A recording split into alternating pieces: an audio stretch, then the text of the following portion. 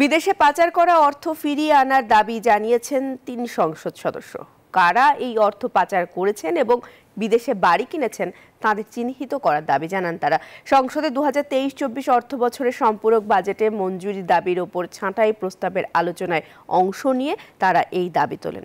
সম্পূরক বাজেটে ২২টি মন্ত্রণালয় ও বিভাগের বরাদ্দ বেড়েছে ৩৭,৮১৭ কোটি টাকা।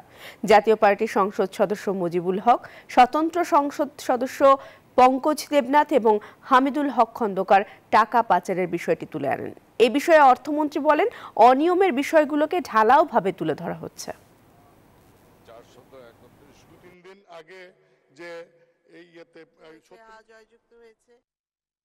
যে সমস্ত ব্যক্তি বাংলাদেশের, সে ব্যবসায়ী হোক, আমলা হোক, এমপি হোক, রাজনৈতিক নেতা হোক, দুবাই, মালয়েশিয়া, কানাডা, আমেরিকা, ইউরোপে এই যে ফ্ল্যাট কিনেছে, বাড়ি করেছে, মার্কেট করেছে, হোটেল করেছে, এইগুলি একটু তদন্ত করে এইগুলি ফিরে না আনতে পারলেন তো আইডেন্টিফাই করেন যে এই লোকগুলি এই টাকাগুলি পাচার করেছে। কিন্তু ঋণ খেলাপিদের বিরুদ্ধে ব্যবস্থা নিতে হবে এবং আমাদের আইনের সুযোগে যারা দেশের টাকা বিদেশে যারা পাচার করছে, বারবার পত্রপত্রিকায় শিরোনাম হচ্ছে, দেশের ভাবমূর্তি বিনষ্ট হচ্ছে, সেই জায়গাগুলোর ব্যাপারে মাননীয় অর্থমন্ত্রীকে কঠোর হওয়া লাগবে।